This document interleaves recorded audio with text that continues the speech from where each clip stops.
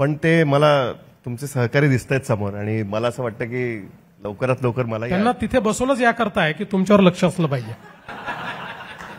म्हणजे पुन्हा एकदा 2017 सारखं खिशातले राजीनामे, वाघ, सिंह हे सगळे आम्हाला बघायला मिळणार आहेत. त्याची तयारी आम्ही सुरू केली पाहिजे. महानगरपालिका तुमच्याकरता एंटरटेनमेंटचा काळ येतो आहे. आता पुन्हा एकदा ती भाषणं तुम्हाला ऐकायला मिळणार आहे की ज्या भाषणांमध्ये मुंबईला महाराष्ट्रापासून तोडण्याचं षडयंत्र सुरू झालेलं आहे.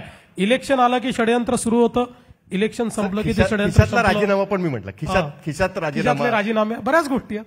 त्या सगळ्या गोष्टी पण आम्हाला बिलकुल फुल एंटरटेनमेंट.